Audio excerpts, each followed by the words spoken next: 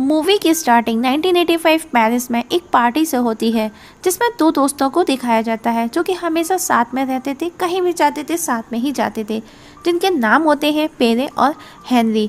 पेरे और हेनरी दोनों पेरिस के फेमस कवि थे। दोनों दोस्तों में से पेरे जो कि काफ़ी लुकिंग वाइज स्मार्ट हैंडसम बंदा है और वो एक प्ले बॉय जैसा भी था, और वहीं दूसरी तरफ हेनरी जो कि पेरे का बिल्कुल अपोजिट शांत सज्जन जेंटलमैन टाइप का है। और उस पार्टी में दोनों हेनरी और पेरी की मुलाकात एक लड़की से होती है। उस लड़की का नाम होता है मैरी। मैरी हेनरी और पेरी के टीचर फेको क्यूबन फेमस कवि जोन्स मारिया डी हेरेडिया की बेटी थी, और दोनों को ही मैरी बहुत पसंद थी। इवन दोनों उसकी खूबसूरती के दीवाने और उसके प्यार में पीछे पीछे उसके पागल थे। हालांकि मैरी सिर्फ पेरे से प्यार करती थी क्योंकि वो उसे ही पसंद करती थी। वहाँ पार्टी में वो दोनों चुपके से कॉर्नर में एक दूसरे को किस भी करते हैं, लेकिन वहाँ पर मैरी की माँ आ जाती है और उन्हें देख लेती है।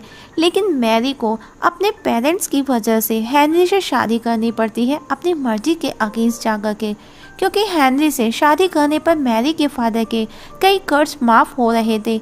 इवन उनकी सोशल पोजीशन भी अच्छी हो रही थी, और अब हेनरी और मैरी की शादी हो चुकी होती है। समय गुजरता है, सब कुछ ऐसे ही चलता है।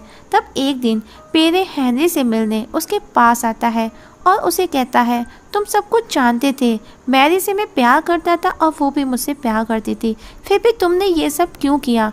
तुमने मुझे धोखा दिया। जिस पर हेनरी कहता है, मुझे भी मैरी से प्यार था, मैं भी तुम्हारी तरह उसके पीछे पागल था, उसका दीवाना था, सो कर ले शादी। और कहता है, अगर तुम उससे सच्चा प्यार करते तो तुमको कोशिश करनी थी, अगर तुम कोशिश करते तो वो तुमको जरूर मिलती, तो उससे शादी कर सकते थे। जिस पर पेरे कहता है, अपने प्यार को अलग ही एक्सप्लेन करता है। वो कहता है कि प्यार को खुले आसमान जैसा होना चाहिए, और शादी तो एक बंधन है जो मैं नहीं चाहता था। दरअसल पेरे एक प्ले बॉय था जिसे तरह तरह की लड़कियों का साथ पसंद था। उसका एक लड़की से मन नहीं भरता था। और अब हेनरी और मैरी को दिखाया जाता है, जहाँ हेनरी मैरी को बताता है कि वो आज पेरे से मिला। मैरी उसकी बातें सुनकर के खुश हो जाती है। हेनरी मैरी को बहुत प्यार करता था, जिसकी वजह से वो उसकी हर कमी को अनदेखा कर देता था, और मैरी हेनरी के पास तभी आती थी जब उसे पैसों की बहुत ज़रूरत होती थी। और मैरी आज भी पेरे से उतना ही प्यार करती थी जितना वो पहले करती थी, इसीलिए वो हेनरी को इग्नोर करती थी। दूसरी तरफ दिखाया जाता है पेरे को, जो कि एक न्यूड प्रोफेशनल फोटोग्राफर बन चुका है, और उसे फोटोशूट करते हुए दिखाया जाता है। और वो हर रोज नई अलग अलग लड़कियों से मिलता है, उनके न्यूड फोटो शूट करता है, और हर रोज एक नई लड़की के साथ में वो इंटीमेट भी होता था। पेरे जितनी भी लड़कियों के फ़ोटो शूट करता था, उनमें से वो हर लड़की की एक फ़ोटो अपने पास रखता था और उन्हें वो अपनी पर्सनल डायरी में लगाता था। तभी वहाँ पर मैरी पेरे से मिलने उसके पास पहुँचती है, और उसके घर में लड़कियों को देख मैरी को अच्छा नहीं लगता। वो जेलस फील करती है और कहती है कि वो उसे आज भी उतना ही प्यार करती है जितना वो पहले करती थी, और दोनों एक दूसरे को किस करती हैं और इंटीमेट भी हो जाते हैं। नेक्स्ट डे मैरी न्यूज़पेपर पढ़ती है, तो पेरे उसे कहता है कि उसे कब से इंटरेस्ट आने लगा न्यूज़पेपर में। हालांकि मैरी सिर्फ हेनरी का एड्रेस देख रही थी, क्योंकि उसी ने कहा था कि वो न्यूज़पेपर के जरिए उसे मिलने के लिए एड्रेस देगा। और अब मैरी हेनरी के जाते ही उस एड्रेस पर पेरे से मिलने पहुंच जाती है, और हेनरी उसके कुछ फ़ोटोज़ लेता है, और अब पेरे उसकी हर एंगल से हर तरह की उसकी न्यूड फोटोज़ क्लिक कर रहा है। हेनरी बहुत अच्छे से जानता था कि पेरे आ चुका है, पर हेनरी मैरी पर ट्रस्ट करता था। एक दिन पेरे हेनरी के घर आता है। मैरी घर आने में लेट हो जाती है। हेनरी उसे पूछता है, तुम आने में लेट हो गई? तो मैरी कहती है, हाँ, अपने आशिक के साथ बिजी थी, इसीलिए। हेनरी को बार बार वो इग्नोर करती है, उसकी इंसल्ट भी करती है। वो हेनरी के सामने पेरे से ऐसे बात करती है जैसे मानो वो उसका पुराना आशिक हो, बॉयफ्रेंड हो, और हेनरी को वो जानती ही नहीं। और मौका देखते ही दोनों एक दूसरे को किस भी करते हैं। एक दिन मैरी पेरे के स्टूडियो जाती है, जहाँ पर दोनों इंटीमेट भी होते हैं। अब मैरी हर रोज़ पेरे से मिलने आने लगी थी। एक दिन वो उसकी वो एल्बम देख लेती है जिसमें वो लड़कियों की न्यूड फोटोज़ कलेक्ट कर रहा था, जिसमें मैरी की भी फ़ोटो थी। और अब मैरी को समझ आ जाता है कि उसकी फ़ोटोज़ उसने अपने लिए नहीं खींची थी, और वो उसकी फ़ोटोज़ प्राइवेट फ़ोटो भी नहीं रही थी, वो उन फ़ोटोज़ को सभी को दिखाता था। पेरे न्यूड फ़ोटो खींचने के लिए किसी को भी रेडी कर लेता था। अगर उसे न्यूड फ़ोटो खींचनी है तो फिर चाहे वो स्ट्रीट में खड़ी फूल बेचने वाली लड़की ही क्यों ना हो। एक दिन हेनरी और मैरी पेरे के पास पार्टी में जाती है। वहाँ पर मैरी नोटिस करती है कि हर कोई उसी को देख रहा है, हर कोई उसकी खूबसूरती की तारीफ़ कर रहा था। इवन एक बंदा तो आकर के बोलता है कि कपड़ों में ज़्यादा खूबसूरत लग रही हो। तो मैरी को अच्छा नहीं लगता, उसे अनकंफर्टेबल फील होता है और हेनरी से घर चलने का बोलती है। पर हेनरी उसे समझाता है कि हम कुछ देर में चलेंगे, और मौका मिलते ही वो दोनों चुपके से वहाँ से चले जाते हैं। और इस हरकत से हेनरी को मैरी पर डाउट होने लगता है। और अब जब वो घर पहुँचते तो हेनरी मैरी की ड्रॉवर में देखता है कि मैरी की न्यूड फोटोज़ रखी हुई थी, जिसमें फ़ोटो के पीछे उसके इमोशंस और फीलिंग्स के बारे में भी लिखा हुआ था। ये सब देखने के बाद हेनरी पूरी तरह से डिस्टर्ब हो जाता है और अब वो मैरी को ये सब समझाना चाहता है कि पेरे सिर्फ तुम्हारे साथ ही नहीं, वो न जाने कितनी लड़कियों के साथ में ये सब करता रहता है। तुम उसके लिए कोई स्पेशल नहीं हो, तुम भी उन लड़कियों की तरह से उसके लिए कॉमन हो। और उसे कहता है तुम चाहती क्या हो, कि सब तुमको वैश्या समझे। और मैरी को न्यूड देख उसके साथ में ज़बरदस्ती करने लगता है। मैरी उसे धक्का देते हुए कहती है आई हेट यू, मैं तुमसे प्यार नहीं करती। हेनरी ये सब सुनकर वहाँ से चला जाता है, लेकिन मैरी सब कुछ जानकर भी पेरे से मिलने पहुँच जाती है।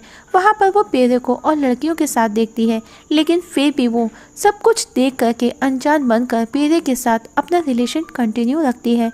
पेरे सब कुछ जान करके अनजान बनता है, क्योंकि वो सिर्फ अपने काम फोटोग्राफी पर ही फोकस देता है। एक दिन मैरी को रोता देख पेरे उसे पूछता है कि वो इतनी परेशान दुखी क्यों है, पर वो उसे कुछ भी नहीं बताती, क्योंकि वो अच्छे से समझ चुकी थी कि पेरे उसकी नहीं सुनेगा, उसे कोई फ़र्क नहीं पड़ता। लेकिन पेरे कहीं ना कहीं मैरी को समझ गया था, पर पेरे चाह कर भी वो सब मीन्स अलग अलग लड़कियों के साथ सोना नहीं छोड़ सकता था, वो उसकी लाइफ बन चुका था। एक दिन पेरे हेनरी से मिलता है और बताता है कि उसने जोधा को घर से निकाल दिया है, पर मैं उसे याद करता हूँ, वो मेरे दिलो दिमाग पर है, वो मेरे दिमाग से नहीं जाती। जिस पर हेनरी कहता है ये प्यार है जो तुम कभी नहीं समझ सकते। जिस पर पेरे बोलता है ये प्यार नहीं, सिर्फ जुनून है जो हम सबको बर्बाद कर देता है। हेनरी भी उसकी बातों से एग्री होता है और अब हेनरी उसे अल्जीरिया जाने की सलाह देता है। और हम देखते हैं कि एक दिन पेरे सब कुछ छोड़ छाड़ करके मैरी को भी बिना बताए वहाँ से अल्जीरिया चला जाता है। और मैरी के लिए वो एक लेटर भी छोड़ करके गया था, जिसमें सिर्फ उसने अपने जाने की वजह लिखी होती है और उसने खुद को चिट्ठी लिखने के बारे में भी लिखा था। मैरी बहुत अपसेट हो जाती है और बहुत रोती है। और अब मैरी की हालत को देख मैरी मदर पेरे को समझाती है कि उसे एक पति की ज़रूरत है। मैरी को अब पता चलता है कि वो पेरे के बच्चे की माँ बनने वाली है, तो वो हेनरी से डाइवोर्स लेने का बोलती है। लेकिन हेनरी मना कर देता है, क्योंकि कहीं ना कहीं हेनरी आज भी मैरी से उतना ही प्यार करता है और मैरी को खुश रखने के लिए वो एक आदमी को भी उसका साथ देने के लिए हायर भी करता है। मैरी उस आदमी के साथ में खुश रहती थी, पर हेनरी को हमेशा वो हेनरी के साथ में अलग अलग सा बिहेव करती थी। तो ये सब देख करके हेनरी अब धीरे धीरे समझ चुका है कि मैरी उसकी कभी भी नहीं हो सकती। और अब वो मैरी की खुशी के लिए पेरे से मिलने अल्जीरिया उसके पास जाता है। और वहीं मैरी अभी भी पेरे के लिए लेटर लिखती रहती है, पेरे को उसे बराबर हर लेटर का रिप्लाई देती है। और हेनरी पेरे को सब बता देता है कि वो बाप बनने वाला है, मैरी उसके बच्चे की माँ। और कुछ दिनों बाद जब मैरी एक बच्चे को जन्म देती है तो हेनरी मैरी को बच्चे के साथ लेकर के पेरे के पास जाता है, जहाँ पर वो दोनों उन दोनों को बात करने के लिए अकेला भी छोड़ देता है। मैरी पेरे से कहती है कि वो आज भी उसे पहले जितना ही प्यार करती है जितना वो पहले करती थी। उसका प्यार सिर्फ उसी के लिए ही है, वो हेनरी से प्यार नहीं करती और ना ही वो कर सकती है। और मैरी की बात सुनकर पेरे भी कन्फेस करता है कि वो भी उसे उतना ही प्यार करता है और अब वो दोनों साथ में रहने का डिसाइड भी कर लेते हैं। मैरी को खुश देखकर हेनरी भी खुश हो जाता है। और अब जब हेनरी और पेरे दोनों साथ में अकेले होते हैं तो हेनरी पेरे से पूछता है कि क्या वो इतना बुरा इंसान है जिसे मैंने इतना प्यार दिया। मेरी खुद की वाइफ, उसने मेरे साथ में चीट किया। उसकी बातें सुनकर पेरे को अच्छा नहीं लगता और वो उसे चिढ़ करता है। अब हेनरी ही पेरे और मैरी के लिए एक होटल में रूम अरेंज करता है और जहाँ पर वो दूसरा रूम अपने खुद के लिए अरेंज करता है, मीन्स दूसरे रूम जो कि पास में ही था वहाँ पर वो खुद ठहरता है। मैरी पेरे के रूम में जाती है जहाँ दोनों बातें करते हुए एक दूसरे के क्लोज आने लगते हैं और इंटीमेट होते हैं। उनके उस दौरान की आवाज़ है हेनरी दूसरे रूम से सुन रहा था और उस समय वो बहुत ज़्यादा दुखी भी हो रहा था। नेक्स्ट डे हेनरी मैरी साथ होते हैं, तभी मैरी की मदर वहाँ आती है और मैरी से कहती है हेनरी बहुत अच्छा इंसान है, आज हम जो भी हैं उसी की वजह से है, वरना आज हम सड़क पर आ चुके होते। और मैरी को देख पूछती है कि वो इतनी परेशान क्यों लग रही है। मैरी की मदर उसकी बहन की शादी की बात करने आई थी, पर वो उसे उदास देखकर पूछती है कि क्या वो खुश है। वहीं मैरी की सिस्टर पेरे के पास जाती है और उसकी सेक्रेटरी बनने का पूछती है और पेरे उसे किस करता है और दोनों इंटीमेट होने लगते हैं। ये बात मैरी को भी पता चल जाती है कि पेरे उसकी सिस्टर के साथ में फिजिकली हो रहा है और वो उससे शादी करने के लिए भी रेडी है। पर मैरी इस सबसे खुश थी क्योंकि वो पेरे से आसानी से मिल सकेगी, उनका रिलेशन कंटिन्यू रहेगा और वो उससे शादी करने का बोलती है।